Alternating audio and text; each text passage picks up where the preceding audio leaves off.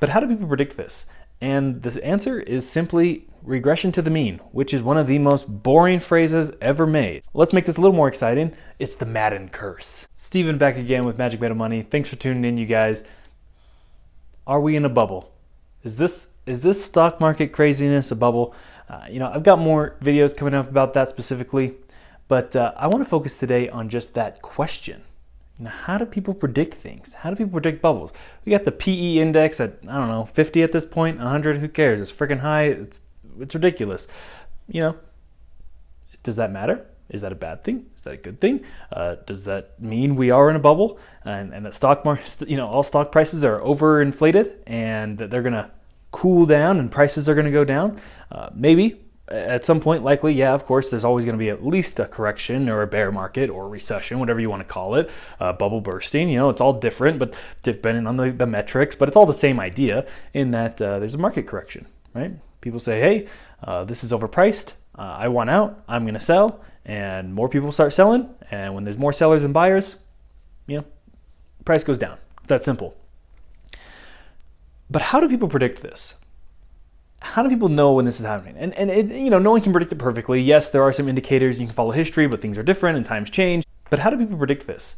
And this answer is simply regression to the mean, which is one of the most boring phrases ever made, right? That's the way you turn people off. That's the way you make sure that kids fall asleep in their Econ 101 class. You say, hey, you guys interested? You guys want to learn? You guys excited to be here? Regression to the mean. Thank you very much. Close your books, rest your heads, close your eyes. You ain't going to learn anything because you're bored to tears. All right, let's make this a little more exciting. It's the Madden curse, right? The announcer's curse. Ooh, now you're interested, right? I should be a professor. Maybe I should go be a professor and teach economics because I can keep people awake, keep people interested. No, it's all the same thing, and it simply just means that the law of averages, we all know what an average is. It's where things rest. It's the mean. It's where you take values A, B, and C, and D and add them up and divide it by the number, and there it is. That's your average. But in real time, especially when you talk about long-term averages, in real time, averages don't seem to exist. We're all focused on the short term, and as humans, we have a tendency to think that whatever happened most recently is going to repeat itself, right? The next decade is going to look like the last decade. Not true, right? It's actually less likely that the next decade will look like the last decade, but we don't think that way naturally. We naturally just kind of have this recency bias and think things will just continue the way they've been.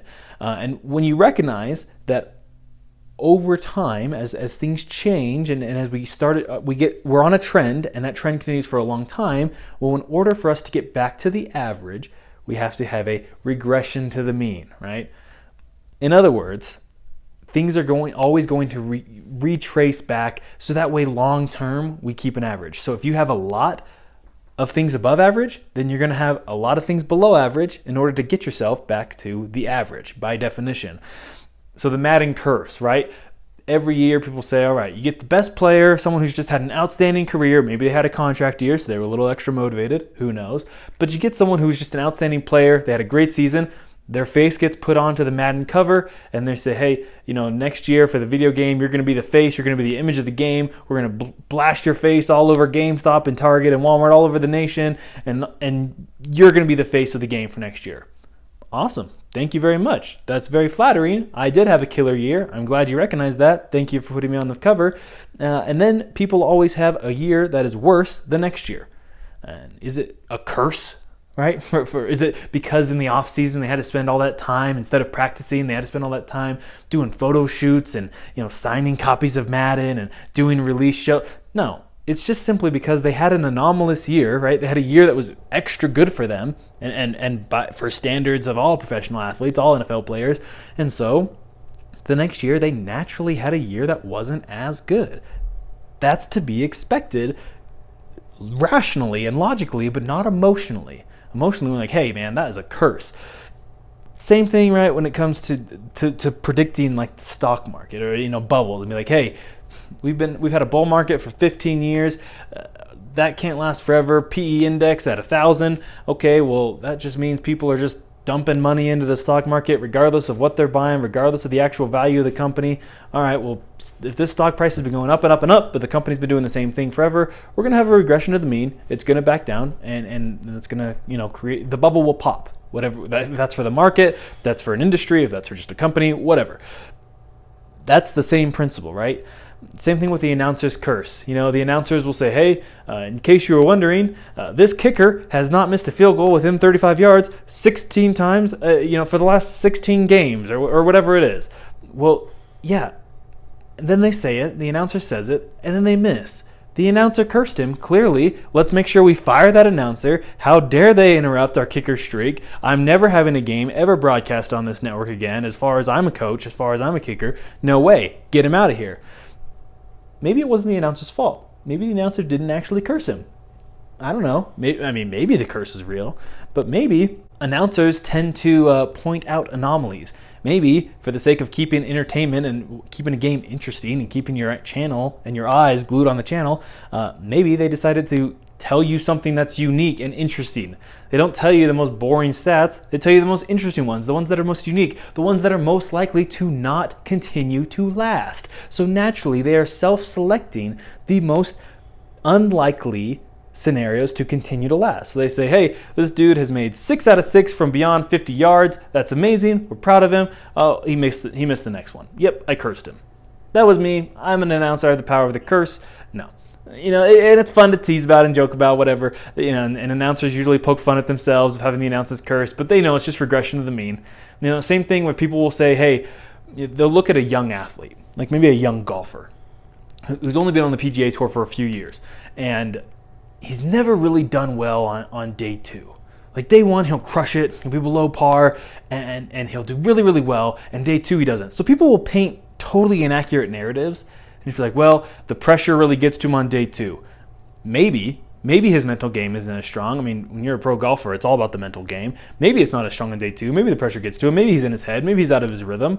Or maybe he just simply has, day 1, he had an outstanding day by his standards, and he's saying, hey, I'm young, I'm new to the tour, give me a break, please. And he says, I had a great day. I can't have days like this all the time. I'm even less likely to have 2 days in a row that are like this. So yes, my day 2 was a little bit worse. And once that happens 4 or 5 times, people want to paint a narrative. Not necessarily true, right? You can't just go on stats like that, because if you have an anonymously good, anonymously? No. And something that was an anomaly, and that worked well, and you did a good job for your skill level, you're not likely to repeat that. And so it's going to naturally get worse. This bias is everywhere, this regression to the mean bias, where people ignore the regression to the mean and they try to come up with other explanations and other narratives to explain something that's happening. And people want to do it in markets all the time. People are going to want to say, hey, let's say that stock X crashes and it happened because there was a full moon and you could see both Saturn and Jupiter and Mars all in the same night. And you know what? That's just bad news for stocks because it crashed after that was able to happen. Maybe their price had just been going up too much, too quickly, above their average rate, above a rate that actually is represented by the value of the company, and the market realized and it self-corrected and it balanced out a little bit. That makes way more sense, right?